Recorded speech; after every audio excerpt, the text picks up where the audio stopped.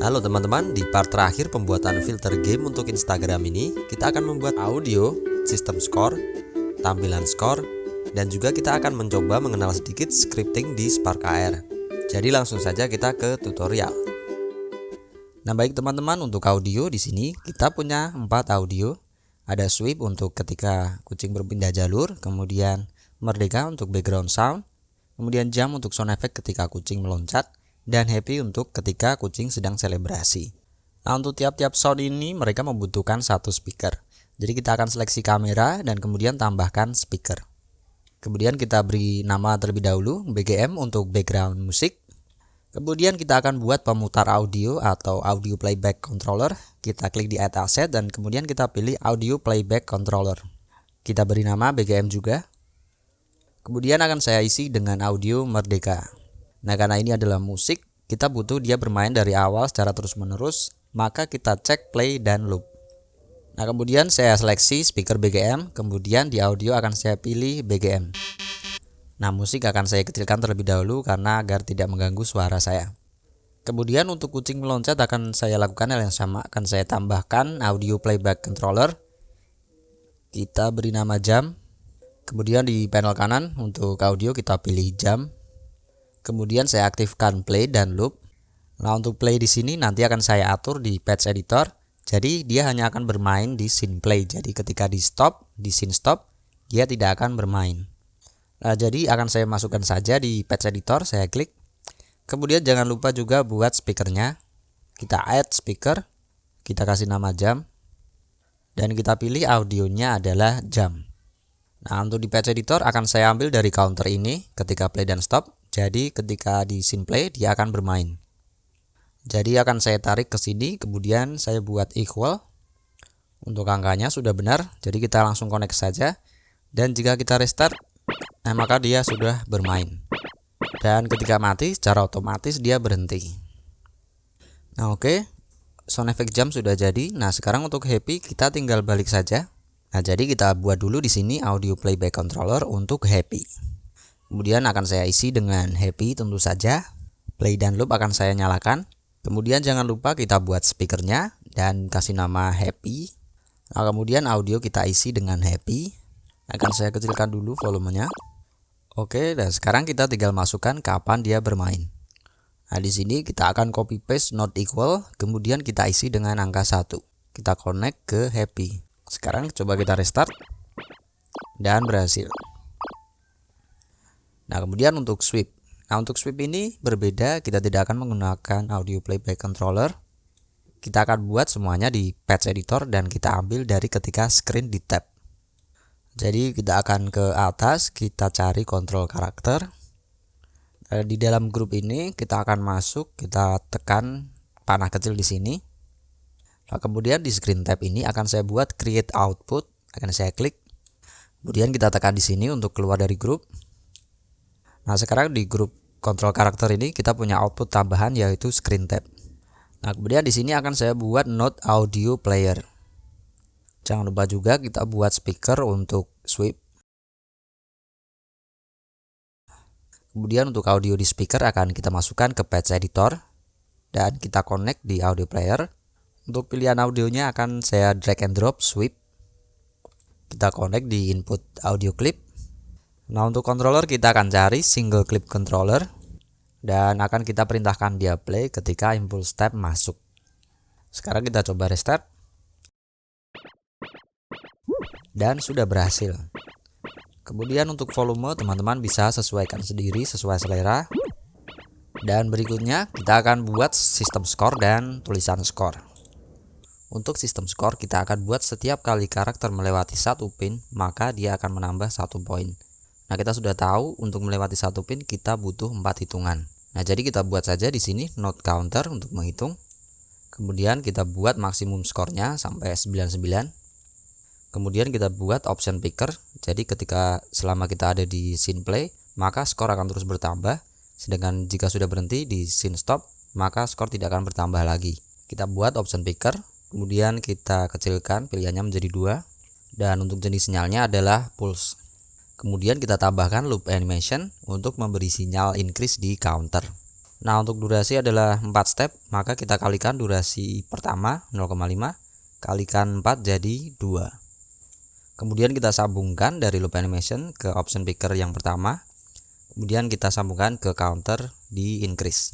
Nah, jadi dengan node-node ini, maka di counter ketika kita berada di scene play, maka counter akan terus bertambah nilainya atau skornya. Sedangkan jika sudah stop, maka di sini supply sinyal akan kosong, maka skor tidak bertambah lagi.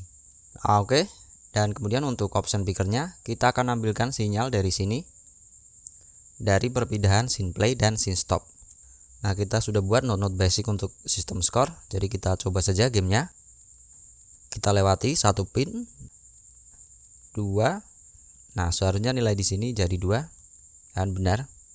Nah, sekarang kita akan bikin tampilan visualnya untuk skor di layar. Kita akan bikin 2 di scene play dan scene stop. Sekarang kita bikin dulu di canvas play, kita bikin 2D text. Nah, teks ini akan saya atur dulu peletakannya di canvas. Untuk scene play akan saya letakkan agak di atas. Akan saya atur juga scale-nya, akan saya buat 1,5. Jangan lupa kita ganti namanya juga jadi score. Kemudian teks score ini akan saya duplikat dan saya jadikan children dari teks score yang pertama. Kemudian akan saya beri warna baru. Kemudian untuk posisi akan saya netralkan menjadi 0. Dan untuk scale akan saya netralkan menjadi 1x1. Kemudian akan saya geser. Saya akan klik di sini di posisi X. Kemudian akan saya tekan panah atas di keyboard untuk menggeser posisi satu demi satu. Nah, dengan begini kita membuat efek drop shadow. Nah, teks-teks ini akan saya duplikat lagi. Kemudian akan saya beri nama angka. Nah, ini fungsinya untuk menampilkan skor dari node counter tadi. Akan saya turunkan sedikit. Kemudian untuk teksnya akan saya beri angka 00 dulu. Nah, nantinya teks-teks ini akan mendapat input dari counter di dalam patch editor. Namun sekarang kasusnya adalah kita tidak bisa langsung memasukkan angka ke input teks. Dia harus dikonvert dulu dari angka menjadi string atau teks. Nah, maka kita akan buat script sederhana untuk mengubah angka menjadi teks. Jadi langsung saja kita bikin, kita add asset, kemudian kita bikin script. Kita akan beri nama toText. Nah, di script teks ini dia membutuhkan input dan output. Seperti kita lihat di panel kanan ini, kita akan buat input dan output dari luar ke dalam script, kemudian dari dalam script setelah dikonvert keluar dari script. Jadi kita tambahkan di sini dulu di toScript, kita klik tanda panah kecil di sini. Nah, ini adalah input yang masuk ke script dan ini adalah angka, maka kita bikin number, kemudian kita beri nama angka.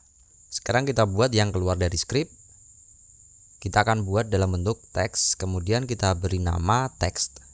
Nah, jadi untuk memasukkan input ke script, kita akan klik tanda panah kecil ini, kita masukkan ke patch editor, kemudian kita masukkan input dari counter. Nah, kemudian kita akan edit dulu scriptnya, kita klik kanan, kemudian edit. Nah, teman-teman bisa edit script ini dengan software text editor apapun, namun untuk coding akan saya gunakan Sublime Text. Nah, ini dia. Nah, saya akan sedikit jelaskan tentang codingnya nanti, namun jika teman-teman tidak familiar dengan coding, maka bisa ikuti saja menulis atau saya akan sertakan script yang sudah jadi di deskripsi. Oke, yang pertama kita bikin dulu konstanta, kita beri nama patches karena di sini adalah modul untuk patches.